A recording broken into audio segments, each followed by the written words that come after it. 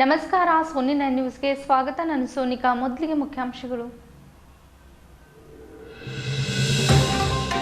ಹಕ್ಕಿ ಜ್ವರ ಹಿನ್ನೆಲೆಯಲ್ಲಿ ಬೀದರ್ ಜಿಲ್ಲಾಧಿಕಾರಿಗಳ ಅಧ್ಯಕ್ಷತೆಯಲ್ಲಿ ಪಶು ಇಲಾಖೆ ಅಧಿಕಾರಿಗಳ ಜೊತೆಯಲ್ಲಿ ಮುಂಜಾಗ್ರತಾ ಸಭೆ ಆಯೋಜನೆ. ವಿಶ್ವಕ್ಕೆ ಸಮಾನತೆ ಸಾರಿದ ಅಣ್ಣ ಬಸವಣ್ಣನವರ ಕರ್ಮಭೂಮಿಯಲ್ಲಿ ನೂತನ ಅನುಭವ ಮಂಟಪದ ಭೂಮಿ ಪೂಜೆ ಕಾರ್ಯಕ್ರಮದಲ್ಲಿ ಅಸ್ಪೃಶ್ಯತೆ ಮಾತನಾಡಿದ ಶ್ರೀಗಳು. ಕೋವಿಡ್-19 ಕೊರೋನಾ ವೈರಸ್ ಹರಡುವಿಕೆ ಸಂದರ್ಭದಲ್ಲಿ ವಿಶ್ವದ ಎಲ್ಲ ರಾಷ್ಟ್ರಗಳು ಆರ್ಥಿಕ ಹೊಡೆತ ಬಿದ್ದಿದೆ. ಚಕ್ರವರ್ತಿ ಸೋಲಿಬೆಲೆ. ಜನವರಿ 10ರಂದು ದಕ್ಷಿಣ ಭಾರತದ ಅಂಬೇಡ್ಕರ್ ಅವರ ಹೆಸರುವಾಸಿಯಾಗಿದ್ದ ಡಿ ಶ್ಯಾಮ್ ಸುಂದರ್ಜಿಯವರ 112ನೇ ಜನ್ಮದಿನಾಚರಣೆ ಕಾರ್ಯಕ್ರಮ ಆಯೋಜನೆ. ಮಹಾದೇವ್. ಪಲ್ಸ್ ಪೋಲಿಯೋ ಲಸಿಕಾ ಕಾರ್ಯಕ್ರಮ ಯಶಸ್ವಿಗೊಳಿಸಲು ಆರೋಗ್ಯ ಇಲಾಖೆ ಅಧಿಕಾರಿಗಳಿಗೆ ಬೀದರ್ ಜಿಲ್ಲಾಧಿಕಾರಿ ರಾಮಚಂದ್ರ ಸೂಚನೆ. ಉಚಿತ ಸಾಮೂಹಿಕ ವಿವಾಹ ಮಾಡಿಕೊಳ್ಳಲು ಮುಂದುವರ ಮಾಡಿಕೊಳ್ಳದಿರಲು ಉಚಿತ ಸಾಮೂಹಿಕ ವಿವಾಹದಲ್ಲಿ ಪೂಜೆ ಅಕ್ಕನ ಸುದ್ದಿಯ ವಿವರಗಳು. ದೇಶದ ಹಲವು ರಾಜ್ಯಗಳಲ್ಲಿ ಅಲ್ಲೊಲ್ಲ ಕಲ್ಲೊಲ್ಲ ಸೃಷ್ಟಿಸಿರುವ ಹಕ್ಕಿ ಜ್ವರದ ಹಿನ್ನೆಲೆಯಲ್ಲಿ ಬೀದರ್ ಜಿಲ್ಲಾಧಿಕಾರಿಗಳ ಕಚೇರಿ ಸಭಾಂಗಣದಲ್ಲಿ ಜನವರಿ 8ರಂದು ಬೀದರ್ ಜಿಲ್ಲಾಧಿಕಾರಿ ರಾಮಚಂದ್ರನ್ ಅವರ ಅಧ್ಯಕ್ಷತೆಯಲ್ಲಿ ಬೀದರ್ ಜಿಲ್ಲೆಯ ಪಶು ಇಲಾಖೆಯ ಎಲ್ಲ ಅಧಿಕಾರಿಗಳ ಜೊತೆಯಲ್ಲಿ ಮುಂಜಾಗ್ರತಾ ಸಭೆ ನಡೆಸಿದರು. ಈ ಸಭೆಯಲ್ಲಿ ಪಶು ಇಲಾಖೆಯ ಮತ್ತು ಪಶು ವೈದ್ಯ ಸೇವಾ ಇಲಾಖೆ ಅಧಿಕಾರಿ ಡಾಕ್ಟರ್ ಗೌತಮ್ ಅರಡಿ ಅವರು ಹಕ್ಕಿ ಜ್ವರ ಬಗ್ಗೆ ಕೈಗೊಳ್ಳಬೇಕಾದ ಮಾಹಿತಿಯನ್ನು ಬೀದರ್ ಜಿಲ್ಲಾಧಿಕಾರಿಗಳಿಗೆ ನೀಡಿದರು. ಈ ಸಂದರ್ಭದಲ್ಲಿ ಪಶು ಇಲಾಖೆ ಮತ್ತು ಪಶು ವೈದ್ಯ ಸೇವಾ ಇಲಾಖೆ ಅಧಿಕಾರಿ ಡಾಕ್ಟರ್ ಗೌತಮ್ ಅರಡಿ ಅವರು ಮಾತನಾಡುತ್ತಾ ಹಕ್ಕಿ ಜ್ವರದ ಬಗ್ಗೆ ಮುಂಜಾಗ್ರತಾ ಕ್ರಮ ಕೈಗೊಳ್ಳಲು ಬೀದರ್ ಜಿಲ್ಲೆಯಲ್ಲಿ 32 ಅಧಿಕಾರಿಗಳ ನೇತೃತ್ವದಲ್ಲಿ ತಂಡ ರಚನೆ ಮಾಡಲಾಗಿದೆ ಎಂದರು. ಈ ತಂಡಗಳು ಬೀದರ್ ಜಿಲ್ಲೆಯಲ್ಲಿರುವ ಕೋಳಿ ಸಾಕಾಣಿಕೆ ಫಾರಂಗಳಿಗೆ ಹೋಗಿ ಪರಿಶೀಲನೆ ಮಾಡಿ ದಿನನಿತ್ಯದ ವರದಿ ನೀಡುತ್ತಾರೆ. ಈಗಾಗಲೇ ಪ್ರತಿ ತಿಂಗಳಿಗೊಮ್ಮೆ ವರದಿ ಸಲ್ಲಿಸಲಾಗುತ್ತದೆ. ಅಲ್ಲದೆ ಸ್ಯಾಂಪಲ್ ಸಹ ಕಳಿಸಲಾಗುತ್ತದೆ. ಈಗ 1 ವಾರಕ್ಕೊಮ್ಮೆ ವರದಿ ಸಲ್ಲಿಸಿ ಸ್ಯಾಂಪಲ್ ಸಹ 1 ವಾರಕ್ಕೊಮ್ಮೆ ಕಳಿಸಲಾಗುವುದು ಎಂದರು. ಇದಲ್ಲದೆ ಅಂತರ್ರಾಜ್ಯಗಳ ಗಡಿಯಲ್ಲಿರುವ ಚೆಕ್ ಪೋಸ್ಟ್ಗಳಲ್ಲಿ ತಪಾಸಣೆ ಸಹ ಮಾಡಲು ನಿರ್ದೇಶನ ನೀಡಲಾಗಿದೆ. ಅಲ್ಲದೆ ಬೀದರ್ ಜಿಲ್ಲೆಯಲ್ಲಿ 10 ನಮೂನೆಯ ಪ್ರಬಂಧ ವಲಸೆ ಹಕ್ಕಿಗಳು ಬರುತ್ತವೆ ಎಂಬ ಮಾಹಿತಿ ಇದೆ ಎಂದರು. ಈ ಸಭೆಯಲ್ಲಿ ಬೀದರ್ ಜಿಲ್ಲೆಯ ಪಶು ಇಲಾಖೆ ಮತ್ತು ಪಶು ವೈದ್ಯ ಸೇವಾ ಇಲಾಖೆ ವಿವಿಧ ತಾಲೂಕಿನ ಅಧಿಕಾರಿಗಳು ಇದ್ದರು.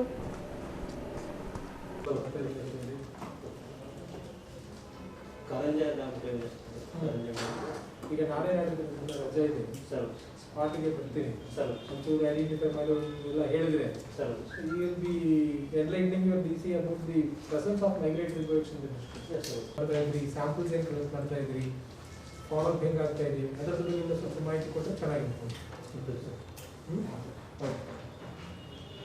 ಫೀಕಲ್ ಡ್ರಾಪಿಂಗ್ಸ್ ಎಲ್ಲ ನೋಡ್ತಿರ್ತೀರಾ?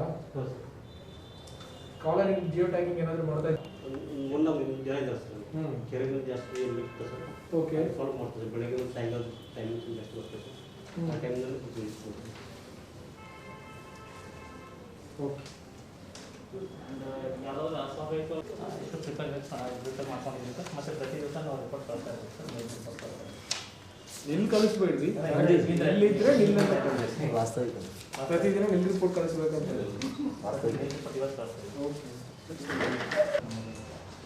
ಪ್ರೆಸೆಂಟೇಷನ್ ಏನಾದರೂ ಇದೆಯಾ? ಲಾಸ್ಟ್ ಟೈಮ್ ಅಲ್ಲಿ ಮಾಡಿದ್ರೆ ಸರ್, ಶಾಂಪಲ್ ಗೇಟ್ ಒಂದು ದೊಡ್ಡ ಪ್ರೋಗ್ರಾಮ್ ಮಾಡಿದ್ರು. ಅದೆಲ್ಲ ತೊಗೊಂಡು ಬರ್ತೀರಾ ಎರಡವರೆಗೆ? Good morning, myself Dr. Ravind Das, Western Person, just give us a briefing regarding creating a panic among the public. Okay, we not have panic since now what are the serotypes? Serotype ಯಾವುದು ಬರ್ತಾ ಇದೆ, H5N8 ಅದು already ಒಂದು 4 state already ಈಗ report ಆಗಿದೆ sir. ಅದು ಹಾಗೆ ನಾವು ಇದು ಸ್ಪ್ರೆಡ್ ಆಗ್ತಾ ಇರೋದನ್ನ ಕಂಟ್ರೋಲ್ ಮಾಡಬೇಕಾಗಿದೆ. Unnatural death, high mortality ಇರ್ತದೆ, we have to suspect sir. Last time ಆಗಿದ್ದು ಬೇಕಾದ್ರೆ like clinical signs sir, ತುಂಬು ನೀಲಿ ಆಗೋದು, ರಕ್ತ ಇದಾಗ್ತದೆ, ಲಂಗ್ಸ್ ಹಾಳಾಗೋದು, ಮತ್ತು ಇವು ಕಥಾನ್ಸಿಸ್ ಇದು ಮಾಡಿದಾಗ ಹೊರಗಡೆ ನಮ್ಮ ಜಿಲ್ಲಾ ಆರೋಗ್ಯಾಧಿಕಾರಿಗಳು ಇರ್ತಾರೆ ಸರ್, ಆಯುಕ್ತರು ನಗರಸಭೆ ಇರ್ತಾರೆ, ಮತ್ತು ಮುಖ್ಯ ಕಾರ್ಯನಿರ್ವಾಹಕಾಧಿಕಾರಿಗಳು ಅಂದರೆ ಚೀಫ್ ಆಫೀಸರ್ ಪುರಸಭೆಯವರು ಇರ್ತಾರೆ. ಇವರು ಮುನ್ಸಿಪಾಲ್ಟಿ ಮತ್ತು ಇದೆಲ್ಲ RTO ಇರ್ತಾರೆ ಸರ್. ನಮ್ಮ ಏನು ಪ್ರಿಕಾಷನ್ಸ್ ತೊಗೋಬೇಕು ಅಂತ ಪ್ರಿಪೇರ್ ಆಗಲಿಕ್ಕೆ ನಮಗೆ ಇನ್ಸ್ಟ್ರಕ್ಷನ್ಸ್ ಬಂದಿದೆ ಸರ್ ಇದು ಆಫೀಸಿಂದ. ಸೊ ನಮ್ಮ ಪ್ರಿಪ್ರೇಷನ್ ಅಂತಂದರೆ ಜಿಲ್ಲಾ ಮಟ್ಟದಲ್ಲಿ ಒಂದು ತಂಡ ರಚನೆ ಮಾಡಬೇಕು ಸರ್. ಆಗಿದೆ ಸರ್, 32 ತಂಡಗಳು ರಚನೆ ಮಾಡಿದ್ದೀವಿ ಸರ್. ಲಾಸ್ಟ್ ಲ್ಯಾಂಡ್ಸ್ಕೇಪ್ ಆಮೇಲೆ ತಂಡಗಳು ರಚನೆ ಮಾಡಿದ್ವಿ ಸರ್. ಅವರಿಗೆ ತರಬೇತಿನೂ ಈಗ ನಾಳೆ ನಾಡ್ದು ತರಬೇತಿ ಕೊಡ್ತೀವಿ ಸರ್. ಅವ್ರಿಗೆ ಏನು ಯಾವ ರೀತಿ ಪ್ರಿಕಾಷನ್ಸ್ ಆಗುತ್ತೆ, ಗೈಡ್ಲೈನ್ಸ್ ಏನಿದೆ ಗೈಡ್ಲೈನ್ಸ್ ಎಲ್ಲ ಓದಿ ಇರ್ತೀವಿ ಅವರಿಗೆ. ಪ್ರತಿ ವರ್ಷ ಮಾಡ್ತಾ ಇದ್ದೀರಾ? ಮಾಡ್ತಾ ಇದ್ದೀವಿ ಸರ್. ಆ್ಯಂಡ್ ಚೆಕ್ ಪೋಸ್ಟ್ಗಳನ್ನ ಎಸ್ಟಾಬ್ಲಿಷ್ ಮಾಡಲಿಕ್ಕೆ ಹೇಳಿದ್ದಾರೆ ಸರ್, ಇಂಟರ್ ಸ್ಟೇಟ್ ಚೆಕ್ ಪೋಸ್ಟ್ಗಳಿಗೆ. ಅದನ್ನ ಎಸ್ಟಾಬ್ಲಿಷ್ ಮಾಡ್ತೀವಿ ಸರ್, ಡಿಕ್ಲೇರ್ ಮಾಡ್ತೀವಿ ಸರ್, ಆಫೀಸರ್ಸ್ನ ನಿಯೋಜನೆ ಮಾಡ್ತೀವಿ ಸರ್. ಹಾಗೆ ಕೋಳಿ ಸಾಕಾಣಿಕೆ ಎಷ್ಟು ಪೋಲ್ಟ್ರಿ ಫಾರ್ಮ್ಸ್ ಇದೆ, ಪೋಲ್ಟ್ರಿ ಫಾರ್ಮ್ಸ್ ಲಿಸ್ಟ್ ಎಲ್ಲ ತಗೊಂಡು ಈ RRT ಅವರು ಅಲ್ಲಿ ಫ್ರೀಕ್ವೆಂಟಾಗಿ ವಿಸಿಟ್ ಮಾಡಬೇಕು ಸರ್. ಆ್ಯಂಡ್ ನಾವು ಪ್ರತಿ ತಿಂಗಳು ನಾವು ಸ್ಯಾಂಪಲ್ ಕಳಿಸ್ತೀವಿ ಸರ್, ಪ್ರತಿ ಮಂತ್ ಕಳಿಸ್ತೀವಿ. ಈ ಸ್ಪೆಷಲ್ ಕೇಸಲ್ಲಿ ನಾವೀಗ ಪ್ರತಿ ವಾರ ಕಳಿಸ್ಲಿಕ್ಕೆ ಇನ್ಸ್ಟ್ರಕ್ಷನ್ ಕೊಟ್ಟಿದ್ದಾರೆ ಸರ್, ಸ್ಯಾಂಪಲ್ಸ್ ಕಳಿಸ್ತೇವೆ. ಯಾವುದಂತೂ ನಡೀತಾ ಇರೋದೇ. ಹಾಂ ಸರ್. ಆ್ಯಂಡ್ ವಲಸೆ ಹಕ್ಕಿಗಳ ಬಗ್ಗೆ ಏನಾದರೂ ಇದ್ದರೆ ಇಲ್ಲಿ ನಮ್ಮಲ್ಲಿ ಬೀದರ್ನಲ್ಲಿ ಫಾರೆಸ್ಟ್ ಡಿಪಾರ್ಟ್ಮೆಂಟ್ ಪ್ರಕಾರ 10 ಮೇಜರ್ ಲೇಕ್ಸ್ ಇದೆ ಸರ್, 10 ಮೇಜರ್ ಲೇಕ್ಸ್ ಇದೆ. ಅಲ್ಲಿ ಮೈಗ್ರೇಟರಿ ಬರ್ಡ್ಸು ಬರ್ತವೆ ಅಂತ ಹೇಳ್ತಾರೆ ಸರ್. ಬೀದರ್ ನಗರದ ಬಸವ ಮುಕ್ತಿ ಮಂದಿರದಲ್ಲಿ ಜನವರಿ 8ರಂದು ಕರೆದ ಸುದ್ದಿಗೋಷ್ಠಿಯಲ್ಲಿ ಬೀದರ್ ಜಿಲ್ಲೆಯ ಮಠಾಧಿಪತಿಗಳ ಒಕ್ಕೂಟದ ಅಧ್ಯಕ್ಷರು ಹಾಗೂ ಭಾಲ್ಕಿ ತಾಲೂಕಿನ ಭಾತಾಮ್ರದ ಜಗದ್ಗುರು ನಿರಂಜನ ಸಂಸ್ಥಾನ ಮಠದ ಜಗದ್ಗುರು ಶ್ರೀ ಶಿವಯೋಗೇಶ್ವರ ಮಹಾಸ್ವಾಮಿಗಳು ಮಾತನಾಡುತ್ತಾ ಜನವರಿ 6ರಂದು ಮುಖ್ಯಮಂತ್ರಿ BS ಯಡಿಯೂರಪ್ಪನವರ ಅಮೃತ ಹಸ್ತದಿಂದ ನಡೆದ ನೂತನ ಅನುಭವ ಮಂಟಪದ ಭೂಮಿ ಪೂಜೆ ಕಾರ್ಯಕ್ರಮದಲ್ಲಿ ಜಿಲ್ಲೆಯ ಮಠಾಧೀಶರಿಗೆ ಅಗೌರವ ಮಾಡಿರುವುದು ಖಂಡನೀಯ ಎಂದರು. ಈ ಸಂದರ್ಭದಲ್ಲಿ ಬೀದರ್ ಜಿಲ್ಲೆಯ ಮಠಾಧಿಪತಿಗಳ ಒಕ್ಕೂಟದ ಅಧ್ಯಕ್ಷರು ಹಾಗೂ ಬೀದರ್ ಜಿಲ್ಲೆಯ ಭಾಲ್ಕಿ ತಾಲೂಕಿನ ಭಾತಾಮ್ರ ಗ್ರಾಮದ ಜಗದ್ಗುರು ನಿರಂಜನ ಸಂಸ್ಥಾನ ಮಠದ ಜಗದ್ಗುರು ಶ್ರೀ ಶಿವಯೋಗೇಶ್ವರ ಮಹಾಸ್ವಾಮಿಗಳು ಮಾತನಾಡುತ್ತಾ ಬಸವಕರಣ ಅಭಿವೃದ್ಧಿ ಮಂಡಳಿಯು ಅನುಭವ ಮಂಟಪದ ಭೂಮಿ ಪೂಜೆ ಕಾರ್ಯಕ್ರಮ ನಡೆಸಿತು. ಇದೊಂದು ಸರ್ಕಾರಿ ಕಾರ್ಯಕ್ರಮ, ಆದರೆ ಈ ಕಾರ್ಯಕ್ರಮ ಹೇಗೆ ಮಾಡಬೇಕು ಎಂಬ ವಿಷಯದಲ್ಲಿ ಮಂಡಳಿಯವರು ಸಾಕಷ್ಟು ಲೋಪದೋಷಗಳನ್ನು ಮಾಡಿದ್ದಾರೆ. ಸಮಾನತೆ ಸಂದೇಶ ಸಾರದ ಅನುಭವ ಮಂಟಪದ ಭೂಮಿ ಪೂಜೆ ಕಾರ್ಯಕ್ರಮದಲ್ಲಿ ಅಸಮಾನತೆ, ಮೇಲು ಕೀಳು, ತಾರತಮ್ಯ ಮಾಡಿರುವುದು ನಿಜಕ್ಕೂ ಬೇಸರ ತಂದಿದೆ. ಈ ಧೋರಣೆಯನ್ನು ಜಿಲ್ಲಾ ಮಠಾಧೀಶರ ಒಕ್ಕೂಟ ತೀವ್ರವಾಗಿ ಖಂಡಿಸುತ್ತದೆ ಎಂದರು. ಈ ಕಾರ್ಯಕ್ರಮದ ಆಮಂತ್ರಣ ಪತ್ರಿಕೆ 3 ಸಲ ಮುದ್ರಿಸಲಾಗಿದೆ. ಹಲವರ ಹೆಸರು ಸೇರ್ಪಡೆ ಮಾಡಲಾಗಿದೆ. ಆಮಂತ್ರಣ ಪತ್ರಿಕೆ ಗೊಂದಲಮಯ ಮಾಡಲಾಗಿದೆ. ಯಾವ ಕಾರಣಕ್ಕೆ ಹೀಗೆ ಮಾಡಲಾಗಿದೆಯೋ ಗೊತ್ತಿಲ್ಲ. ಆದರೆ ಈ ರೀತಿ ಬೇಕಾಬಿಟ್ಟಿತನ, ಮೇಲು ಕೀಳು ಭಾವನೆ ಪ್ರದರ್ಶಿಸಿ ಶರಣರ ಚಿಂತನೆಗಳಿಗೆ ಅವಮಾನಿಸುವ ಕೆಲಸ ಮಾಡಲಾಗಿದೆ ಎಂದರು. ವೇದಿಕೆ ನಿರ್ಮಾಣದಲ್ಲಿಯೂ ಸಾಕಷ್ಟು ಇಡುವಟ್ಟು ಮಾಡಲಾಗಿದೆ. ಒಬ್ಬರಿಗೊಂದು ಮತ್ತೊಬ್ಬರಿಗೊಂದು ಕಡೆ ಮಾಡಿಸುವ ಮೂಲಕ ಅನುಭವ ಮಂಟಪದ ಮಹತ್ವದ ಅಡಿಗಲ್ಲು ಸಮಾರಂಭದ ವೇದಿಕೆಯಲ್ಲಿ ಅಸಮಾನತೆಯನ್ನು ಸ್ಪಷ್ಟಿಸುವಾಗಿ ಸಾಬೀತುಪಡಿಸಲಾಗಿದೆ. ಕೆಲವು ಮಠಾಧೀಶರಿಗೂ ಸಹ ಸೂಕ್ತ ಗೌರವ ನೀಡದೆ ಅಲ್ಲಿ ಅವರೊಂದಿಗೆ ನಡೆದುಕೊಂಡ ರೀತಿ ನೋಡಿದರೆ ಬಸವಣ್ಣನವರ ಆಶಯಕ್ಕೆ ವಿರುದ್ಧವಾಗಿ ಇಲ್ಲಿಯ ವೇದಿಕೆ ನಿರ್ಮಾಣ ಮಾಡಿರುವುದು ಹಾಗೂ ಕಾರ್ಯಕ್ರಮ ಮಾಡಿರುವುದು ಖಂಡನೀಯ ಎಂದರು. ಬಸವಣ್ಣನವರು ಎಲ್ಲ ಜಾತಿ ಧರ್ಮದವರಿಗೆ ಒಂದೇ ವೇದಿಕೆಯಲ್ಲಿ ತಂದರು. ಸಮಾನತೆಯ ನೈಜ ರೂಪದಲ್ಲಿ ಜಾರಿಗೆ ತಂದರು. ಆದರೆ ಈ ಕಾರ್ಯಕ್ರಮ ಕೇವಲ ಲಿಂಗಾಯತರಿಗೆ ಸೀಮಿತ ಎಂಬಂತೆ ಮಾಡಲಾಯಿತು. ಬಸವಣ್ಣನವರು ಅವರ ತತ್ವ ಹಾಗೂ ವಿಚಾರಗಳು ಕೇವಲ ಲಿಂಗಾಯತರಿಗೆ ಮಾತ್ರ ಸೀಮಿತವೇ. ಇನ್ನು ಅನೇಕ ಪೂಜರಿಗೆ, ವಿವಿಧ ಧರ್ಮಗಳ ಮಠಾಧೀಶರಿಗೆ ಕಾರ್ಯಕ್ರಮದ ಮಾಹಿತಿ ಸಹ ನೀಡಿಲ್ಲ. ಬಸವಣ್ಣನವರು ಇದನ್ನು ಬಯಸಿದ್ದಾರಾ ಎಂಬುದನ್ನು ಕಾರ್ಯಕ್ರಮದ ಆಯೋಜಕರು ಸ್ಪಷ್ಟಪಡಿಸಬೇಕು ಎಂದರು. ಮುಖ್ಯಮಂತ್ರಿ BS ಯಡಿಯೂರಪ್ಪನವರ ಬಗ್ಗೆ ನಮಗೆ ಅಭಿಮಾನ, ಗೌರವವಿದೆ. ಆದರೆ ಭೂಮಿ ಪೂಜೆ ಕಾರ್ಯಕ್ರಮದಲ್ಲಿ ಹಲವು ಗೊಂದಲ, ಅಸಮಾನತೆ ಸೃಷ್ಟಿಸಿ ತಮ್ಮ ಬೆಳೆ ಬಯಸಿಕೊಳ್ಳಲು ಮುಖ್ಯಮಂತ್ರಿಗಳಿಗೂ ಕೆಟ್ಟ ಹೆಸರು ತರುವಂತೆ ಮಾಡಿದಂತೆ ಕಾಣುತ್ತದೆ ಎಂದರು. ಬಸವಣ್ಣನವರ ಆಶಯಕ್ಕೆ ಅನುಗುಣವಾಗಿ ನಡೆಯಬೇಕು. ಆದರೆ ಇಲ್ಲಿನ ಕಾರ್ಯಕ್ರಮ ಹಾಗೂ ವೇದಿಕೆಯಲ್ಲಿನ ಬೆಳವಣಿಗೆ ನೋಡಿದರೆ ಬಸವಣ್ಣನವರ ಆಶಯಕ್ಕೆ ವಿರುದ್ಧವಾಗಿ ನಡೆದಿದೆ. ಇದಕ್ಕೆ ಆಯೋಜಕರು ಸಮಾಜಕ್ಕೆ ಕ್ಷಮೆ ಕೋರಬೇಕು ಎಂದರು. ಮಹತ್ತರವಾದಂಥ ಕಾರ್ಯಕ್ರಮದ ಭೂಮಿ ಪೂಜೆ ಮಾಡಲಿಕ್ಕೆ ಸನ್ಮಾನ್ಯ ಯಡಿಯೂರಪ್ಪನವರು ಆಗಮಿಸಿದ್ದು ಎಲ್ಲರಿಗೂ ಸಂತೋಷದಾಯಕ ಆಗಿರತಕ್ಕಂಥದ್ದಾಗಿದೆ. ಆದರೆ ಆ ಕಾರ್ಯಕ್ರಮದಲ್ಲಿ ಯಾವ ರೀತಿಯಾಗಿ ವ್ಯವಸ್ಥೆ ಆಗಬೇಕಾಗಿತ್ತು ಆ ವ್ಯವಸ್ಥೆ ಅಲ್ಲಿ ಸರಿಯಾಗಿ ಕಂಡು ಬಂದಿರಲ್ಲ. ಅಲ್ಲಿ ಬಹಳಷ್ಟು ನ್ಯೂನತೆಯನ್ನು ನಮಗೆ ಕಂಡಿರತಕ್ಕಂಥದ್ದಾಗಿದೆ. ಬಸವ ಕಲ್ಯಾಣ ಅಭಿವೃದ್ಧಿ ಮಂಡಳಿಯು ಅನುಭವ ಮಂಟಪದ ಭೂಮಿ ಪೂಜೆ ಕಾರ್ಯಕ್ರಮ ನಡೆಸಿತು. ಇದೊಂದು ಸರ್ಕಾರಿ ಕಾರ್ಯಕ್ರಮ. ಆದರೆ ಈ ಕಾರ್ಯಕ್ರಮ ಹೇಗೆ ಮಾಡಬೇಕು ಎಂಬ ವಿಷಯದಲ್ಲಿ ಮಂಡಳಿಯವರು ಸಾಕಷ್ಟು ಲೋಪದೋಷಗಳನ್ನು ಮಾಡಿದ್ದಾರೆ. ಸಮಾನತೆ ಸಂದೇಶ ಸಾರಿರತಕ್ಕಂಥ ಅನುಭವ ಮಂಟಪದ ಭೂಮಿ ಪೂಜೆಯ ಕಾರ್ಯಕ್ರಮದಲ್ಲಿಯೇ ಅಸಮಾನತೆಯ ಮೇಲು ಕೀಳು ಕಾರ್ಯಕ್ರಮ ಮಾಡಿರುವುದು ನಿಜಕ್ಕೂ ಬೇಸರ ತಂದಿದೆ. ಈ ಧೋರಣೆಯನ್ನು ಜಿಲ್ಲಾ ಮಠಾಧೀಶರ ಒಕ್ಕೂಟ ತೀವ್ರವಾಗಿ ಖಂಡಿಸುತ್ತದೆ. ಕಾರ್ಯಕ್ರಮದ ಆಮಂತ್ರಣ ಪತ್ರಿಕೆ 3 ಸಲ ಮುದ್ರಿಸಲಾಗಿದೆ. ಕೆಲವರ ಹೆಸರು ಸೇರ್ಪಡೆ ಮಾಡಲಾಗಿದೆ. ಆಮಂತ್ರಣ ಪತ್ರಿಕೆ ಗೊಂದಲಮಯ ಮಾಡಲಾಗಿದೆ. ಯಾವ ಕಾರಣಕ್ಕೆ ಹೀಗೆ ಮಾಡಲಾಗಿದೆ ಅದು ಗೊತ್ತಾಗ್ತಾ ಇಲ್ಲ. ಆದರೆ ಈ ರೀತಿ ಬೇಕಾಬಿಟ್ಟಿತನ, ಮೇಲು ಕೀಳು ಭಾವನೆ ಪ್ರದರ್ಶಿಸಿ ಶರಣರ ಚಿಂತನೆಗಳಿಗೆ ಅವಮಾನಿಸುವ ಕೆಲಸ ಮಾಡಲಾಗಿದೆ. ವೇದಿಕೆ ನಿರ್ಮಾಣದಲ್ಲಿಯೂ ಸಾಕಷ್ಟು ಎಡವಟ್ಟುತನ ಮಾಡಲಾಗಿದೆ. ಒಬ್ಬರಿಗೊಂದು ಮತ್ತೊಬ್ಬರಿಗೊಂದು ಕಡೆ ಕೂಡಿಸುವ ಮೂಲಕ ಅನುಭವ ಮಂಟಪದ ಮಹತ್ವದ ಅಡಿಗಲ್ಲು ಸಮಾರಂಭದ ವೇದಿಕೆಯಲ್ಲಿಯೇ ಅಸಮಾನತೆಯ ಸ್ಪಷ್ಟವಾಗಿ ಸಾಬೀತುಪಡಿಸಿದಂತಾಗಿದೆ.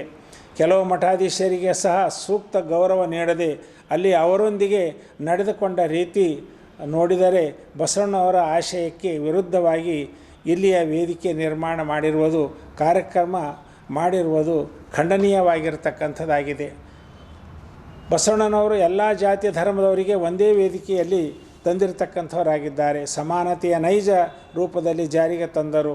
ಆದರೆ ಈ ಕಾರ್ಯಕ್ರಮ ಕೇವಲ ಲಿಂಗಾಯತರಿಗೆ ಸೀಮಿತ ಎಂಬಂತೆ ಮಾಡಲಾಯಿತು. ಬಸವಣ್ಣನವರು ಅವರ ತತ್ವ ಹಾಗೂ ವಿಚಾರಗಳು ಕೇವಲ ಲಿಂಗಾಯತರಿಗೆ ಮಾತ್ರ ಸೀಮಿತವೇ? ಇನ್ನೂ ಅನೇಕ ಪೂಜ್ಯರಿಗೆ ವಿವಿಧ ಧರ್ಮಗಳ ಮಠಾಧೀಶರಿಗೂ ಕಾರ್ಯಕ್ರಮದ ಮಾಹಿತಿ ಸಹ ನೀಡಿಲ್ಲ. ಬಸವಣ್ಣನವರು ಇದನ್ನೇ ಬಯಸಿದ್ದಾರೆ ಎಂಬುದನ್ನು ಕಾರ್ಯಕ್ರಮದ ಆಯೋಜಕರು ಸ್ಪಷ್ಟಪಡಿಸಬೇಕಾಗಿರ್ತಕ್ಕಂಥದ್ದಾಗಿದೆ. ಮುಖ್ಯಮಂತ್ರಿಯವರ ಬಗ್ಗೆ ನಮಗೆ ಅಪಾರ ಗೌರವವಿದೆ ಮತ್ತು ಅಭಿಮಾನವೂ ಇದೆ. ಆದರೆ ಭೂಮಿ ಪೂಜಾ ಕಾರ್ಯಕ್ರಮದಲ್ಲಿ ಹಲವು ಗೊಂದಲ, ಅಸಮಾನತೆ ಸ್ಪಷ್ಟವಾಗಿ ಗೋಚರವಾಗ್ತಕ್ಕಂಥದ್ದು ಅಲ್ಲದೆ ಕೆಲವರು ತಮ್ಮ ಬೇಳೆ ಬೇಯಿಸಿಕೊಳ್ಳಲು ಮುಖ್ಯಮಂತ್ರಿಗಳಿಗೂ ಕೆಟ್ಟ ಹೆಸರು ತರುವಂತೆ ಮಾಡಿದಂತೆ ಕಾಣುತ್ತದೆ. ಇದು ಶೋಭೆ ತರುವ ಕೆಲಸವಲ್ಲ. ಬಸವಣ್ಣವರ ಕೆಲಸ ಅವರ ಆಶಯಕ್ಕೆ ಅನುಗುಣವಾಗಿ ನಡೆಯಬೇಕು. ಆದರೆ ಇಲ್ಲಿಯ ಕಾರ್ಯಕ್ರಮ ಹಾಗೂ ವೇದಿಕೆಯಲ್ಲಿನ ಬೆಳವಣಿಗೆ ನೋಡಿದರೆ ಬಸವಣ್ಣವರ ಆಶಯಕ್ಕೆ ವಿರುದ್ಧವಾಗಿ ನಡೆದಿದೆ. ಇದಕ್ಕೆ ಆಯೋಜಕರು ಸಮಾಜಕ್ಕೆ ಕ್ಷಮೆ ಕೋರಬೇಕಾಗಿರ್ತಕ್ಕಂಥದ್ದಾಗಿದೆ. ಆಯೋಜಕರು ಮೊದಲು ಫೋನಿನ ಮುಖಾಂತರ ಮಠಾಧೀಶರಿಗೆ ಆಮಂತ್ರಣ ಕೆಲವರಿಗೆ ಕೊಟ್ಟಿದ್ದಾರೆ, ಇನ್ನು ಕೆಲವರಿಗೂ ಯಾವ ರೀತಿಯೂ ಸೂಚನೆ ಕೊಡಲಿಲ್ಲ.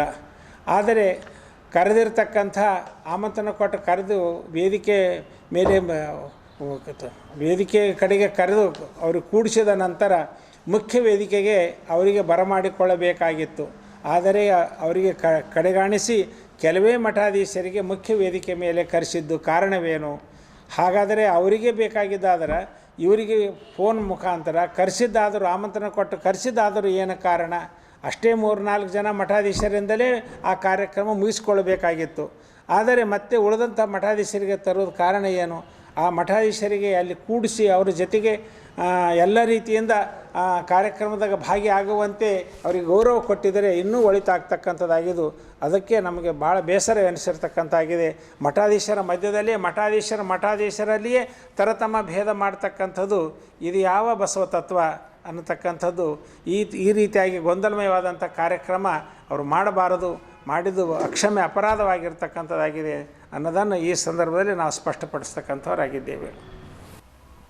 ಕರ್ನಾಟಕ ರಾಷ್ಟ್ರೀಯ ಶಿಕ್ಷಣ ಸಂಸ್ಥೆ ಅಡಿಯಲ್ಲಿ ಬೀದರ್ನಗರದಲ್ಲಿ ನಡೆಯುತ್ತಿರುವ ಕರ್ನಾಟಕ ಕಲಾ ವಿಜ್ಞಾನ ಮತ್ತು ವಾಣಿಜ್ಯ ಮಹಾವಿದ್ಯಾಲಯ ಹಾಗೂ ಯುವ ಬ್ರಿಗೇಡ್ ಮತ್ತು ಸಮರ್ಥ ಸೇವಾ ಸಂಸ್ಥೆ ಬೀದರ್ ಇವರ ಸಂಯುಕ್ತ ಆಶ್ರಯದಲ್ಲಿ ಜನವರಿ 8ರಂದು ಕರ್ನಾಟಕ ಕಾಲೇಜಿನ ಸಭಾಂಗಣದಲ್ಲಿ ಖ್ಯಾತ ವಾಗ್ಮಿಗಳಾದ ಚಕ್ರವರ್ತಿ ಸೋಲಿಬೆಲೆ ಅವರ ಉಪಸ್ಥಿತಿಯಲ್ಲಿ ಕೊರೋನಾ ನಂತರದ ಸವಾಲುಗಳ ಕುರಿತು ಪ್ರಾಧ್ಯಾಪಕರೊಂದಿಗೆ ಸಂವಾದ ಕಾರ್ಯಕ್ರಮ ನಡೆಯಿತು. ಈ ಸಂದರ್ಭದಲ್ಲಿ ಖ್ಯಾತ ವಾಗ್ಮಿಗಳಾದ ಚಕ್ರವರ್ತಿ ಸೋಲಿಬೆಲೆ ಅವರು ಮಾತನಾಡುತ್ತಾ ಕೋವಿಡ್-19 ಕೊರೋನಾ ವೈರಸ್ ಹರಡುವಿಕೆಯಿಂದ ವಿಶ್ವದ ಎಲ್ಲ ರಾಷ್ಟ್ರಗಳು ಆರ್ಥಿಕವಾಗಿ ತತ್ತರಿಸಿ ಹೋಗಿವೆ ಎಂದರು. ಜಗತ್ತಿನ ಎಲ್ಲ ರಾಷ್ಟ್ರಗಳ ಜಿಡಿಪಿ ಕುಸಿದಿದೆ. ಭಾರತದ ಜಿಡಿಪಿ -7 ಇತ್ತು. ಕೆಲವರು 23ಕ್ಕೆ ಇಳಿಯುತ್ತಾ ಭಾರತ ಜಿಡಿಪಿ ಎಂದಿದ್ದರು. ಆದರೂ ಭಾರತ ಜಿಡಿಪಿ ಉತ್ತಮವಾಗಿದೆ. ಕೊರೋನಾದಿಂದ ಜಗತ್ತಿನ ಎಲ್ಲ ರಾಷ್ಟ್ರಗಳ ಆರ್ಥಿಕ ಸ್ಥಿತಿಗೆ ಹೊಡೆತ ಬಿದ್ದಿದೆ ಎಂದರು. ಸರ್ಕಾರಿ ನೌಕರಿಯಲ್ಲಿರುವ ನೌಕರರಿಗೆ ಆರ್ಥಿಕ ಸಂಕಷ್ಟ ಕಂಡು ಬಂದಿಲ್ಲ. ಖಾಸಗಿ ಕಂಪನಿಗಳಲ್ಲಿ ಕಾರ್ಯನಿರ್ವಹಿಸುತ್ತಿರುವ ನೌಕರರ ವೇತನ ಪ್ರತಿಯೊಂದು ಹಂತದಲ್ಲಿ ಕಡಿತಗೊಂಡಿದೆ ಎಂದರು. ಚೀನಾ ಆರ್ಥಿಕ ಸ್ಥಿತಿ ಉತ್ತಮವಾಗಿದೆ ಎಂದು ಹೇಳಿಕೊಳ್ಳುತ್ತಿದೆ. ಆದರೆ ಚೀನಾದ ಮಾತು ಯಾರೂ ನಂಬುವುದಿಲ್ಲ. ಚೀನಾ ದೇಶದ ನಗರವೊಂದರಲ್ಲಿ ಕೊರೋನಾ 2ನೇ ಅಲೆಯಿಂದ ನಗರವೊಂದು ಸಂಪೂರ್ಣವಾಗಿ ಸೀಲ್ ಡೌನ್ ಮಾಡಲಾಗಿದೆ ಎಂದು ವರದಿಯಾಗಿದೆ ಎಂದರು. ಚೀನಾ ದೇಶದಲ್ಲಿ ಕೊರೋನಾ ಅಲೆ ಭಯಂಕರ ತಾಂಡವ ಆಡುವ ಲಕ್ಷಣಗಳಿವೆ ಎಂದರು.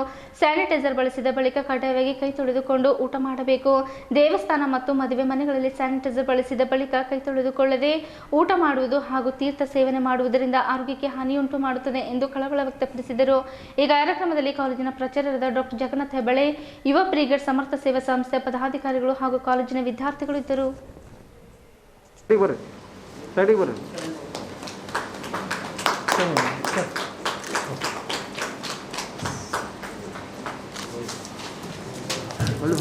ಪೂರ್ವಕವಾಗಿ ಸ್ವಾಗತವನ್ನು ಕೋರುತ್ತೇನೆ. ಅದರಂತೆ ಸಮಸ್ತ ಶಿಕ್ಷಕೇತರ ಸಿಬ್ಬಂದಿ ವರ್ಗದವರನ್ನು ಕೂಡ ಈ ಸಮಯದಲ್ಲಿ ಸ್ವಾಗತವನ್ನು ಬಯಸುತ್ತೇನೆ. ಧನ್ಯವಾದಗಳು. ಅದರಂತೆ ಮೀಡಿಯಾ ಪರ್ಸನ್ಸ್ ಸ್ವಾಗತವನ್ನು ಕೋರುತ್ತೇನೆ.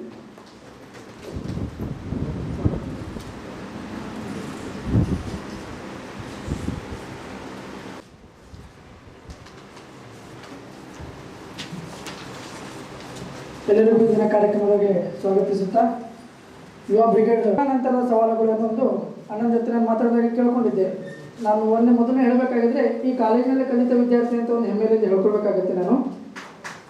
ನಾನು ಕಲಿತ ಕಾಲೇಜಿಗೆ ಒಂದು ಅಣ್ಣನ ಉಪನ್ಯಾಸ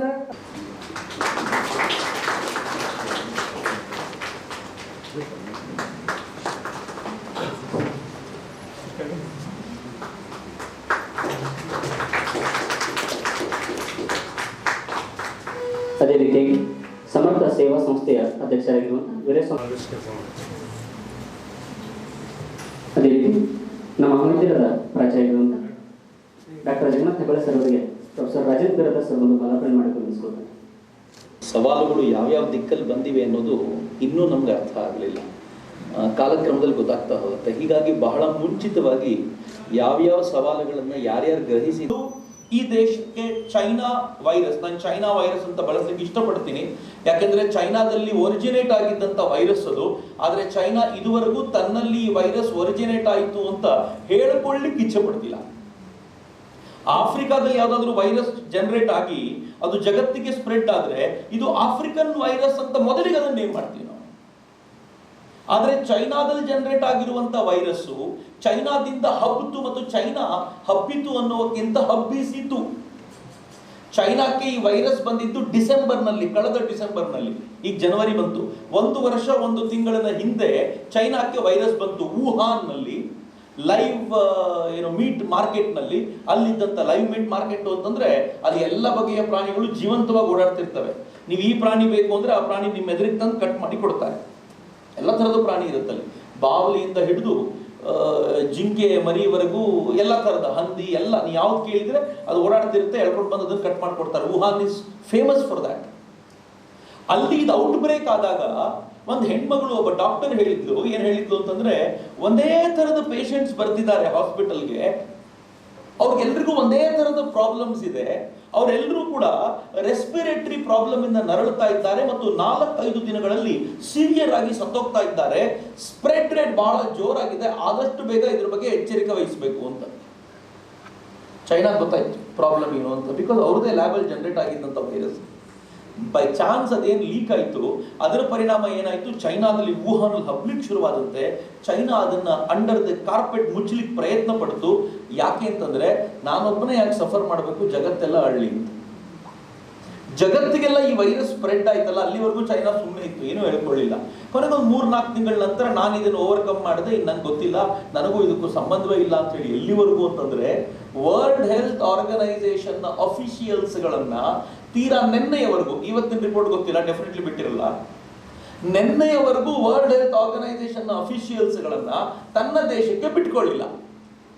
ಯಾಕೆ ಬಿಟ್ಕೊಳ್ಳಿಲ್ಲ ಅಂತಂದ್ರೆ, ಅಕಸ್ಮಾತ್ ಏನಾದರೂ ಚೈನಾದಲ್ಲೇ ಈ ವೈರಸ್ ಹುಟ್ಟಿದ್ದು, ಚೈನಾದ ಲ್ಯಾಬೊರೇಟರಿಗಳಲ್ಲಿ ಹುಟ್ಟಿದ್ದು, ಚೈನಾ ಬೇಕಂತ ಇದನ್ನು ಸ್ಪ್ರೆಡ್ ಮಾಡಿತು ಅನ್ನೋದೇನಾದರೂ ವರದಿಯಲ್ಲಿ ಬಂತು ಅಂದರೆ ಚೈನಾ ಬರ್ಬಾದಾಗೋಗುತ್ತೆ. ಯಾಕೆ ಅಂದರೆ, ಜಗತ್ತಿಗಾದ ಎಲ್ಲ ನಷ್ಟದ 1 ರೂಪಾಯಿಯನ್ನು ಕೂಡ ಚೈನಾ ತುಂಬಿಸಿಕೊಡಬೇಕಾಗಿರುವಂಥ ಪರಿಸ್ಥಿತಿಗೆ ಬಂದು ನಿಂತ್ಕೊಂಡು ಬಿಡುತ್ತೆ. ಜಗತ್ತಿನಲ್ಲೆಲ್ಲ ಹಿಂಗಾಗಿದೆ. ಎಲ್ಲೆಲ್ಲಿ ಯಾವ ರಾಷ್ಟ್ರಗಳ ಕಾರಣಕ್ಕೋಸ್ಕರ ಜನರ ಸಾವಾಗಿದೆಯೋ, ಜನರಿಗೆ ನೋವು ಉಂಟಾಗಿದೆಯೋ, ಅದನ್ನೆಲ್ಲ ಆ ರಾಷ್ಟ್ರ ತುಂಬಿಸಿಕೊಡಬೇಕಾಗಿರುವಂಥ ಹಿಸ್ಟ್ರಿ ಇಡೀ ಜಗತ್ತಿನಲ್ಲಿ ಯಾವತ್ತಿಗೂ ಇರೋದ್ರಿಂದ ಈಗಲೂ ಕೂಡ ಆ ಸಾಧ್ಯತೆ ಇದೆ. ಹೀಗಾಗಿ ಚೈನಾ ತನ್ನ ದೇಶದೊಳಗೆ ಎಂಟ್ರಿನೇ ಕೊಡ್ತಿಲ್ಲ. ಯಾರು ಇಲ್ಲಿವರೆಗೂ ಚೈನಾಗೆ ಸಪೋರ್ಟ್ ಮಾಡಿದ ಟೆಡ್ರೋಸ್, ವರ್ಲ್ಡ್ ಹೆಲ್ತ್ ಆರ್ಗನೈಸೇಷನ್ನ ಟೆಡ್ರೋಸ್ ಮೊನ್ನೆ ಒಂದು ಸ್ಟೇಟ್ಮೆಂಟ್ ಕೊಟ್ಟಿದ್ದಾರೆ. ಏನು ಅಂತಂದ್ರೆ, ಚೈನಾ ಇದುವರೆಗೂ ನಮ್ಮ ಸೈಂಟಿಸ್ಟ್ಗಳನ್ನ ಒಳಗೆ ಬಿಟ್ಕೊಳ್ತಾ ಇರೋದು ಆತಂಕಕಾರಿ, ಇದನ್ನು ಒಪ್ಲಿಕ್ಕೆ ಸಾಧ್ಯ ಇಲ್ಲ ಅಂತ. ಅಂದ್ರೆ ಎಲ್ಲೋ ಒಂದ್ ಕಡೆ ಬೇರೆ ಥರದ ಒಂದು ಚಿಂತನೆಗಳು ಶುರುವಾಗಿವೆ ಅಂತ. ಎಲ್ಲ ರಾಷ್ಟ್ರಗಳು ಎಕನಾಮಿಕಲಿ ಬ್ಯಾಡ್ಲಿ ಹಿಟ್. ಯಾವ ಥರದ ಎಕನಾಮಿಕ್ ಹಿಟ್ ಆಗಿದೆ ಅಂತಂದ್ರೆ, ಯಾರ್ಯಾರು ಗವರ್ಮೆಂಟ್ ನೌಕರಿಯಲ್ಲಿ ಇದ್ದಾರೋ ಅವ್ರಿಗೆ ಇನ್ನೂ ಬಿಸಿ ತಾಕಿಲ್ಲ. ಇದೇನಾದ್ರೂ 1 ವರ್ಷ ಕಂಟಿನ್ಯೂ ಆದರೆ ಅಲ್ಲೂ ತಾಕತ್ತೆ. ಬಿಕಾಸ್ ಸರ್ಕಾರ ಎಷ್ಟು ಅಂತ ಯಾರ ಹತ್ರ ಸಾಲ ತಗೋಬೇಕು ಸ್ಯಾಲ್ರಿ ಕೊಡಲಿಕ್ಕೆ, ವಿಚ್ ಇಸ್ ನಾಟ್ ಪಾಸಿಬಲ್. ಅದಕ್ಕೆ ಅನಿವಾರ್ಯವಾಗಿರುವಂಥ ಒಂದು ಹೊಡೆತ ಬೀಳುತ್ತೆ.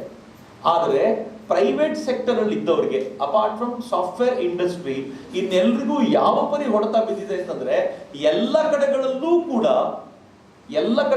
ಕೂಡ ಜಾಬ್ಸ್ ಕಟ್ ಡೌನ್ ಆಗೋಗಿದೆ. ಎಕನಾಮಿಕಲಿ ಹೊಡೆತ ಅಂತ ನಾನು ಯಾಕೆ ಇದನ್ನು ಹೇಳ್ತಿದ್ದೀನಿ ಅಂತಂದ್ರೆ, ಎಷ್ಟು ದೊಡ್ಡ ಎಕನಾಮಿಕಲ್ ಹೊಡೆತ ಅಂತಂದ್ರೆ, ಜಗತ್ತಿನ ಎಲ್ಲ ರಾಷ್ಟ್ರಗಳ GDP ನೆಗೆಟಿವ್ ಆಗಿದೆ. ಎಲ್ಲ ರಾಷ್ಟ್ರಗಳು ಭಾರತದ GDP ಕಳೆದ ಕ್ವಾರ್ಟರ್ನಲ್ಲಿ -7% ಇತ್ತು ಅಂಡ್ ಇಂಡಿಯಾ ವಾಸ್ ಕ್ಲಾಪಿಂಗ್. ವಾ, -7% ಅಂತ. ಯಾಕೆ ಕ್ಲಾಪ್ ಮಾಡ್ತಿದ್ವಿ ಗೊತ್ತಾ? ಜಗತ್ತಿನ ಎಲ್ಲ ಪಂಡಿತರ ಅಭಿಪ್ರಾಯದಂತೆ ನಮ್ಮ GDP -23 ಹೋಗುತ್ತೆ ಅನ್ಕೊಂಡಿದ್ರು. ನಾವು -7 ಅಲ್ಲಿ ಇದೀವಲ್ಲ, ಬಚಾವ್ ಅಂತ. ಅಂದ್ರೆ ಸರ್ವೈವ್ಡ್. ನಾವು ಮುಂದಿನ ಕ್ವಾರ್ಟರ್ ಇನ್ನೂ ಬೆಟರ್ ಮಾಡ್ತೀವಿ ಅಂತ ಹೇಳುವಾಗ್ಲೂ ಕೂಡ ಇವತ್ತಿನ ರಿಪೋರ್ಟ್ ಹೇಳ್ತಿದ್ದೀವಿ. ಇಲ್ಲಿ ಬರಬೇಕಾದಾಗ್ಲೂ ನೋಡುವಾಗ ರಿಪೋರ್ಟ್ ಹೇಳುತ್ತೆ ಈ ಬಾರಿಯೂ ಕೂಡ GDP ನೆಗೆಟಿವ್ ಅಲ್ಲೇ ಇರುತ್ತೆ. ಯಾಕೆ ಅಂತಂದ್ರೆ ಯಾರ್ಯಾರು GDPಗೆ ಕೊಡಬೇಕೋ ಅವ್ರು ಯಾರು ಇನ್ನು ಮೇಜರ್ ವರ್ಕಿಂಗ್ ಸೆಕ್ಟರ್ಗೆ ಬಂದು ಜಾಯಿನ್ ಆಗಲೇ ಇಲ್ಲ ಅಂತ. ಇಂಡಿಯಾದ ಎಕನಾಮಿ ಅಷ್ಟೇ ಅಲ್ಲ, ಜಗತ್ತಿನ ಎಲ್ಲ ಮುಂಚೂಣಿಯಲ್ಲಿದ್ದಂಥ ಎಕನಾಮಿಗಳು ಕೂಡ ಭಯಾನಕವಾದ ಹೊಡೆತವನ್ನು ತಿಂದಿವೆ. ಒಂದೇ ಒಂದು ರಾಷ್ಟ್ರ ಎಕನಾಮಿಕಲಿ ಸ್ಟ್ರಾಂಗ್ ಆಗಿದ್ದೀನಿ ಅಂತ ಹೇಳ್ಕೊಳ್ತಾ ಇರೋದು ಚೀನಾ ಮಾತ್ರ. ಆದರೆ ಪ್ರಾಬ್ಲಮ್ ಏನು ಅಂತಂದ್ರೆ ಚೀನಾ ಕೊಡೋ ಡಾಟಾ ನಂಬೋ ಸ್ಥಿತಿಯಲ್ಲಿ ಯಾರೂ ಇಲ್ಲ ಇವತ್ತು. ಹೀಗಾಗಿ ಪಾಸಿಟಿವ್ ಅಲ್ಲಿದ್ದಾರೋ ನೆಗೆಟಿವ್ ಅಲ್ಲಿದ್ದಾರೋ ಅಂತ ಯಾರೋ ಹೇಳಲಿಕ್ಕೆ ಸಾಧ್ಯ ಇಲ್ಲ. ನೆನ್ನೆಯ ರಿಪೋರ್ಟ್ ಹೇಳ್ತಿದ್ದೀನಿ, ವೇಯಾನ್ ನ್ಯೂಸ್ ನೆನ್ನೆ ರಿಪೋರ್ಟ್ ಮಾಡಿದೆ. ಆ ವೇಯಾನ್ ನ್ಯೂಸ್ನ ರಿಪೋರ್ಟ್ನ ಪ್ರಕಾರ ಚೈನಾದಲ್ಲಿ ಇನ್ನೊಂದು ಇಡೀ ಏರಿಯಾದಲ್ಲಿ ಇಡೀ ಈ 3 ತಿಂಗಳಲ್ಲಿ ಹೈಯೆಸ್ಟ್ ಸ್ಪೈಕ್ ಕರೋನಾ ವೈರಸ್ ಕಂಡು ಬಂದಿರೋದ್ರಿಂದ ಇಡೀ ಏರಿಯಾನೇ ಸೀಲ್ ಡೌನ್ ಮಾಡಿದ್ದಾರೆ. ಹೀಗಾಗಿ ಚೈನಾಕ್ಕೆ ಎರಡನೇದೊಂದು ದೊಡ್ಡ ವೇವ್ ಬರುವಂತ ಸಾಧ್ಯತೆ ಇದೆ ಅಂತ ಕೂಡ ಹೇಳಲಾಗಿದೆ. ನಾವು ಯುವ ಬ್ರಿಗೇಡ್ ಬೀದರ್ ವತಿಯಿಂದ ಏನೇನು ಕಾರ್ಯಕ್ರಮ ಮಾಡ್ತೀವಿ, ನಾವು ಸಮರ ಸೇವಾ ಸಂಸ್ಥೆಯಿಂದ ಏನೇನು ಕಾರ್ಯಕ್ರಮ ಮಾಡ್ತೀವಿ, ಅಣ್ಣನ ನೇತೃತ್ವದಲ್ಲಿ ಇಡೀ ರಾಜ್ಯಾದ್ಯಂತ ನೀವೆಲ್ಲ ನ್ಯೂಸು ಅಥವಾ ನೋಡಿರ್ಬೋದು, ಪೇಪರ್ಗಳು ಓದಿರ್ಬೋದು, ಒಂದು 1000 ಅಥವಾ 100 ಕಲ್ಯಾಣಿಗಳ ಸ್ವಚ್ಛತೆ ಇರ್ಬೋದು. ಅನೇಕ ಹಾಳು ಬಿದ್ದಂಥ ಯಾವುದೋ ಕೆರೆಗಳಿರ್ಬೋದು, ಬಾವಿಗಳಿರ್ಬೋದು, ಗುಡಿಗಳಿರ್ಬೋದು, ಪುರಾತನ ಯಾವುದಾದ್ರು ಶಿಲೆಗಳಿರ್ಬೋದು, ಈ ಥರ 100 ಕಲ್ಯಾಣಿಗಳನ್ನು ನಮ್ಮ ತಂಡ ಯುವ ಬ್ರಿಗೇಡ್ ತಂಡ ಇಡೀ ರಾಜ್ಯಾದ್ಯಂತ ಬೀದರ್ ಅಷ್ಟೇ ಅಲ್ಲದ ಮಂಗಳೂರು ಭಾಗ ಇರ್ಬೋದು, ಬೆಂಗಳೂರು ಭಾಗ ಇರ್ಬೋದು, ನಾವು ಪಕ್ಕದಲ್ಲೇ ಇರತಕ್ಕಂಥ ಕೆಲವು ದಿವಸ ಹಿಂದೆ ಗಾಣಗಾಪುರದ ಏನು ಸ್ವಚ್ಛತೆ ಇದೆ ಕೆರೆ, ಅದನ್ನು ಮಾಡಿದ ನಮ್ಮ ಶ್ರೇಯಸ್ಸು ನಮ್ಮ ಯುವ ಬ್ರಿಗೇಡ್ ತಂಡಕ್ಕೆ ಸಲ್ತೀವಿ. ನೀವೆಲ್ಲರೂ ಓದಿರಬೇಕು, ಕೆಲವು ದಿವಸಗಳ ಹಿಂದೆ ಒಂದು ಹೆಮ್ಮೆಯ ವಿಷಯ ನಮಗೆ ಯುವ ಬ್ರಿಗೇಡ್ ತಂಡಕ್ಕೆ ಪ್ರಧಾನಿ ನರೇಂದ್ರ ಮೋದಿಯವರ ಒಂದು ಮನ್ ಕಿ ಬಾತ್ ಏನು ಬರುತ್ತೆ, ಮನ್ ಕಿ ಬಾತ್ ಕಾರ್ಯಕ್ರಮದಲ್ಲಿ ನಮ್ಮ ಯುವ ಬ್ರಿಗೇಡ್ ತಂಡ ಏನೇನು ಕೆಲಸ ಮಾಡ್ತೇವೆ ಅನ್ನೋದು ಶ್ಲಾಘನೀಯ ಕಾರ್ಯ ಪ್ರಧಾನಿ ನರೇಂದ್ರ ಮೋದಿ ಸ್ವತಃ ಅವರು ಹೆಮ್ಮೆಯ ವಿಷಯವಾಗಿ ಶ್ಲಾಘಿಸಿದ್ದಾರೆ. ಅದೇ ರೀತಿ ಇರ್ಬೋದು, ಹುಮ್ನಾಬಾದು ಬಾಲ್ಕಿಗಳಲ್ಲಿ ಅನೇಕ ಕಡು ಬಡ ಜನ ಮಹಿಳೆಯರು ಇರ್ಬೋದು, ಅನಾಥ ಇರಬೇಕು, ಸ್ವತಃ ಕಾರ್ಯಕರ್ತರೇ ಒಂದು ಹಣ ಜಮಾ ಮಾಡಿ ಅವರಿಗೆಲ್ಲ ಒಂದು ಮನೆ ಕೊಡುವಂಥ ಕೆಲಸ ಮಾಡಿ ಈ ರೀತಿ ಅನೇಕ ಕೆಲಸಗಳು ಮಾಡ್ತಾಯಿದೆ. ಅನೇಕ ಉದ್ಯೋಗ ವಂಚಿತರಿಗೆ ಒಂದು ಉದ್ಯೋಗ ಸುವರ್ಣಾವಕಾಶ ಕಲ್ಪಿಸುವ ಹಣ ನೇತೃತ್ವದಲ್ಲಿ ಒಂದು ದೊಡ್ಡ ಕಾರ್ಯಕ್ರಮ ಮಾಡಿ ಅವರಿಗೆ ಇನ್ಫಿನಿಟ್ ಅನ್ನೋ ಕಾರ್ಯಕ್ರಮದಲ್ಲಿ ಉದ್ಯೋಗಾವಕಾಶ ಕಲ್ಪಿಸುವ ಕೆಲಸ ಮಾಡ್ತಿದೆ. ಈ ರೀತಿ ಹೇಳಿದ್ರೆ ಸಾಕಷ್ಟು ಆಗುತ್ತೆ. ಈ ರೀತಿ ಯುವ ಬ್ರಿಗೇಡ್ ತಂಡ ಇಡೀ ರಾಜ್ಯಾದ್ಯಂತ ಕೆಲಸ ಮಾಡುತ್ತಾ ಅಣ್ಣನ ಮಾರ್ಗದರ್ಶನದಲ್ಲಿ ಬೀದರ್ನಲ್ಲೂ ಕೆಲಸ ಮಾಡ್ತಾ ಇರ್ತಾ ನಾವು ಕಾರ್ಯಕರ್ತರ ಪಡೆ ಒಂದು ಒಳ್ಳೆಯ ಕೆಲಸಕ್ಕೆ ಮಾರ್ಗದರ್ಶನ ಮಾಡ್ಕೊಂಡು ಅಣ್ಣನ ಧನ್ಯವಾದ ತಿಳಿಸ್ತೀವಿ. ಬೀದರ್ ನಗರದಲ್ಲಿ ಜನವರಿ 8ರಂದು ಕರೆಯಲಾದ ಪತ್ರಿಕೆಗೋಷ್ಠಿಯಲ್ಲಿ ಕಾರ್ಯಕ್ರಮದ ಆಯೋಜಕರಾದ ಮಹಾದೇವ್ ಕಾಂಬ್ಳೆ ಅವರು ಮಾತನಾಡುತ್ತಾ ಬಿ ಶ್ಯಾಮ್ ಸುಂದರ್ ಅವರ 112ನೇ ಜನ್ಮದಿನಾಚರಣೆ ನಿಮಿತ್ತ ಜನವರಿ 10ರಂದು ಬೀದರ್ ನಗರದ ಡಾಕ್ಟರ್ ಚನ್ನಬಸವ ಪಟ್ಟದೇವರ ಜಿಲ್ಲಾ ರಂಗಮಂದಿರದಲ್ಲಿ ಆಯೋಜಿಸುವ ಕಾರ್ಯಕ್ರಮದಲ್ಲಿ ಪುಸ್ತಕ ಬಿಡುಗಡೆ ಹಾಗೂ ಮೂಲ ಭಾರತಿ ಭೀಮರತ್ನ ಪ್ರಶಸ್ತಿ ಪ್ರದಾನ ಸಮಾರಂಭ ಹಮ್ಮಿಕೊಳ್ಳಲಾಗಿದೆ ಎಂದರು.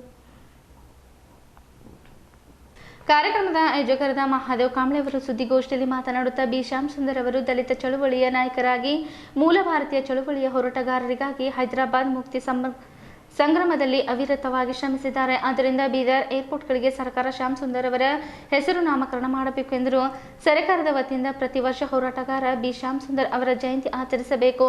ಸರ್ಕಾರದ ವತಿಯಿಂದ ಅವರ ಜೀವನ ಮತ್ತು ಸಾಧನೆ ಆಧಾರಿತ ಗ್ರಂಥ ಪ್ರಕಟಿಸಬೇಕು ಎಂದರಲ್ಲದೆ ಜನವರಿ 10ರಂದು ಬೆಳಗ್ಗೆ 11ರಂದು ಪ್ರಥಮ ಗೋಷ್ಠಿ ಹಮ್ಮಿಕೊಳ್ಳಲಾಗಿದ್ದು ಬಿ ಶ್ಯಾಮ್ ಸುಂದರ್ ಅವರ ಸುಧರಡಿಯ ನರಸಿಂಗರಾವ್ ಹೈದರಾಬಾದ್ ಉದ್ಘಾಟನೆ ಮಾಡಲಿದ್ದಾರೆ.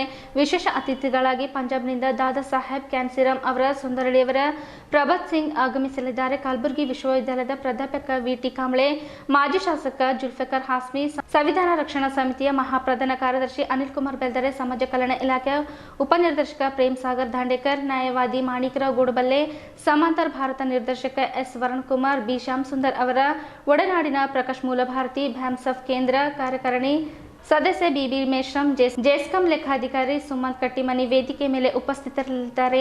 ಅಧ್ಯಕ್ಷತೆಯನ್ನು ರಾಷ್ಟ್ರೀಯ ಮೂಲ ನಿವಾಸಿ ಸಂಘದ ರಾಷ್ಟ್ರೀಯ ಅಧ್ಯಕ್ಷ ತಾರಾರಾಮ್ ಮೆಹ್ನಾ ವಹಿಸಲಿದ್ದಾರೆ ಎಂದು ಕಾರ್ಯಕ್ರಮದ ಪ್ರಥಮ ಗೋಷ್ಠಿಯ ವಿವರಣೆ ನೀಡಿದರು. ಮಧ್ಯಾಹ್ನದ ಗೋಷ್ಠಿ 2:30ರಿಂದ ಆರಂಭವಾಗಲಿದ್ದು ಬಿ ಶ್ಯಾಮ್ ಸುಂದರ್ ಭಾರತಿ ಭೀಮಸೇನೆ ಸಂಘಟನೆ ಮುಖಾಂತರ ಮೂಲ ಭಾರತ ಸಮಾಜ ನಿರ್ಮಾಣ ಮಾಡುವ ಉದ್ದೇಶ ಮತ್ತು ಹಿನ್ನೆಲೆ ವಿಶ್ಲೇಷಣೆ ಅಥವಾ ಫುಲೆ ಡಾಕ್ಟರ್ ಬಿ.ಆರ್. ಅಂಬೇಡ್ಕರ್ ಅವರ ಚಳವಳಿಯನ್ನು ಅಂಬೇಡ್ಕರ್ ಉತ್ತರ ಮುನ್ನಡೆಸಲು ಭಾರತಿ ಭೀಮಸೇನೆಯ ಕೊಡುಗೆ ಕುರಿತು ವಿಶೇಷ ಚಿಂತನೆಗೋಷ್ಠಿ ಜರುಗಲಿದೆ. ಮುಖ್ಯ ಅತಿಥಿಗಳಾಗಿ ಮಾಜಿ ವಿಧಾನ ಪರಿಷತ್ ಸದಸ್ಯರಾದ ಮಾರುತಿ ಡಿ ಮಾಲೆ, ಹೈದರಾಬಾದ್ ವಿಧಾನ ಪರಿಷತ್ ಸದಸ್ಯರಾದ ಸೈಯದ್ ಅಮೀನ್ ಜಾಫರಿ ಆಗಮಿಸಲಿದ್ದಾರೆ. ವಿಶೇಷ ಅತಿಥಿಗಳಾಗಿ ಪುಣೆಯಿಂದ ಅಣ್ಣಾಭಾವು ಸಾಟೆರವರ ಮರಿಮೊಮ್ಮಗ ವಿಲಸ್ ಸಾಟೆ, ಕ್ಯಾನ್ಸರಾಮ್ ಭಾಮ್ಸೆಫ್, ಹರಿಯಾಣದ ರಾಷ್ಟ್ರೀಯ ಅಧ್ಯಕ್ಷ ಮಾಣಿರಾಮ್ ಡಿ ಶಿವಶಂಕರ್, ಮಾವಳಿ ಶಂಕರ್, ಸೈಯದ್ ಮಕ್ಸೂದ್, ಪ್ರೊಫೆಸರ್ ಅನ್ವರ್ ಖಾನ್, ವಿಠಲ್ ದಾಸ್ ಪ್ಯಾಗೆ, ರಮೇಶ್ ಡಾಕುಳ್ಗಿ ಸೇರಿದಂತೆ ಅನೇಕರು ಆಗಮಿಸುತ್ತಿದ್ದಾರೆ. ಅಧ್ಯಕ್ಷತೆಯನ್ನು ಮುಂಬೈ ಭಾಮ್ಸೆಫ್ ರಾಷ್ಟ್ರೀಯ ಅಧ್ಯಕ್ಷ ಬಿ.ಡಿ. ಬೋರ್ಕರ್ ವಹಿಸಲಿದ್ದಾರೆ.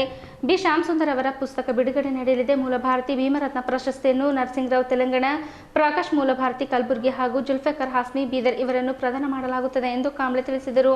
ಮಾಜಿ ಶಾಸಕ ಜುಲ್ಫಿಕರ್ ಹಾಸ್ಮಿ ಅವರು ಮಾತನಾಡುತ್ತಾ ಬಿ. ಶ್ಯಾಮ್ ಸುಂದರ್ ಅವರು ದಕ್ಷಿಣ ಭಾರತದ ಡಾಕ್ಟರ್ ಭೀಮರಾವ್ ಅಂಬೇಡ್ಕರ್ ಅವರಂತೆ ಇದ್ದರು. ಶೋಷಿತ ವರ್ಗಗಳ ಏಕತೆಗಾಗಿ ಹಾಗೂ ಏಳಿಗೆಗಾಗಿ ಹೋರಾಟ ಮಾಡಿದ ಮಹಾನ್ ವ್ಯಕ್ತಿಯಾಗಿದ್ದರು ಎಂದರು.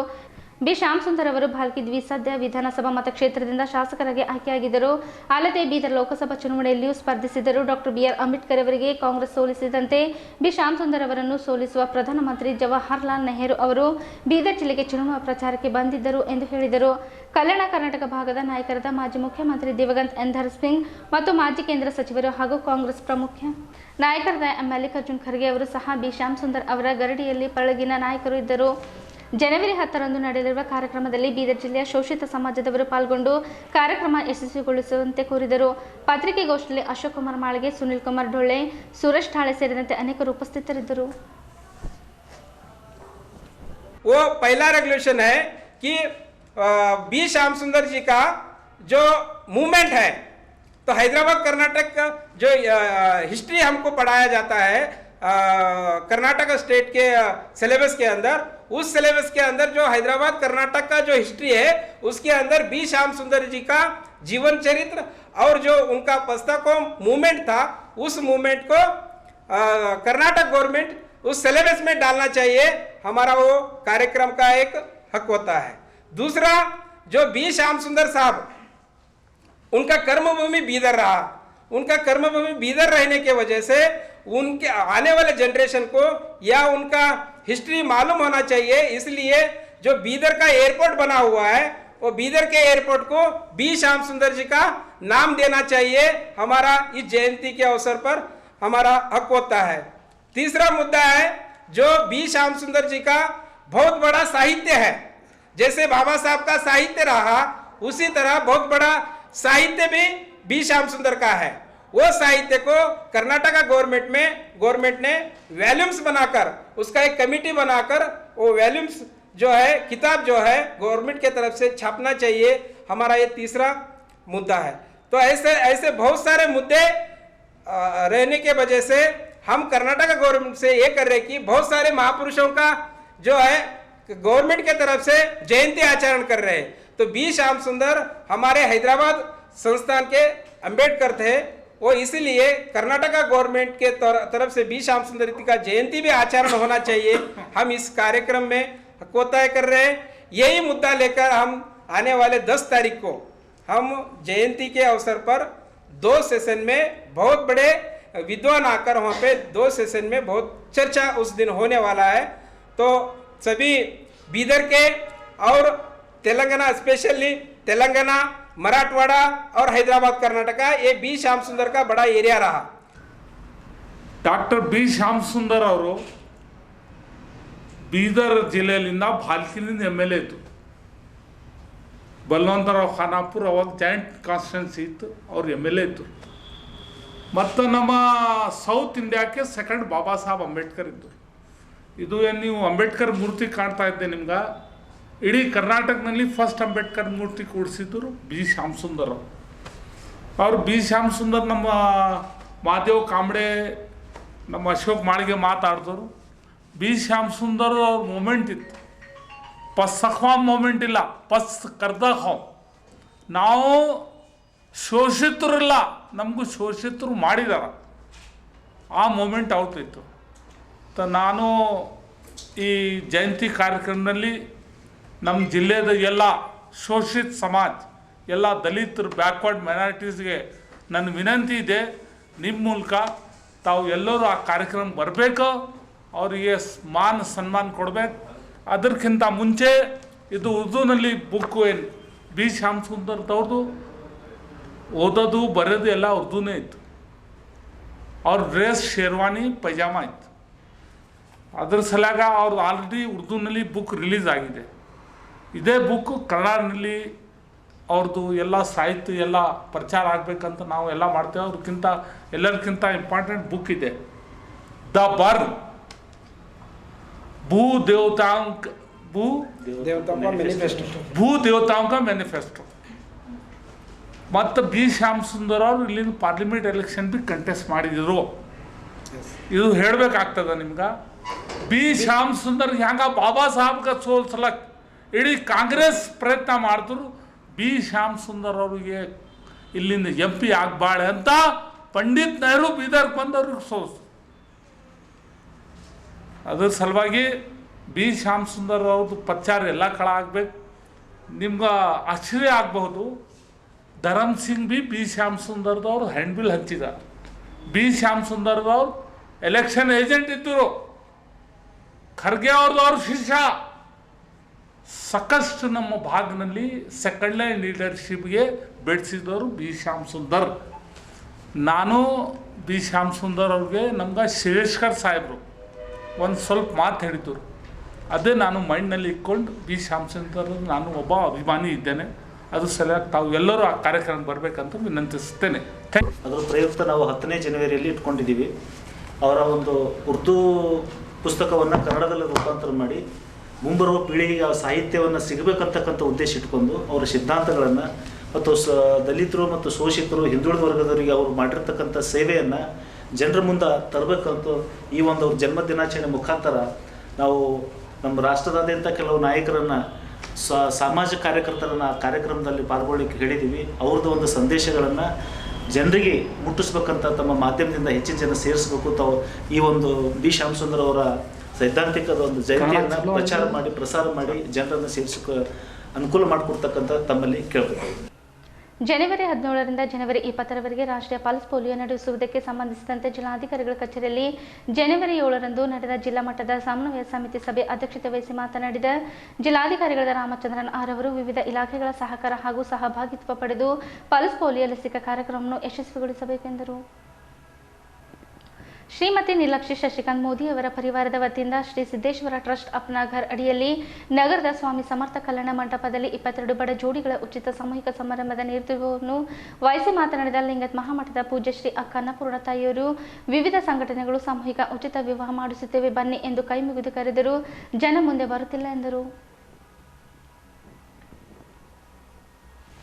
ಇಲ್ಲಿವರೆಗೆ ಸುದ್ದಿ ಕೊಟ್ಟಿದ್ದು ನಾನು ಸೋನಿಕಾ. ಮುಂದಿನ ಸುದ್ದಿಯೊಂದಿಗೆ ಮತ್ತೆ ಭೇಟಿಯಾಗೋಣ. ವಂದನೆಗಳು.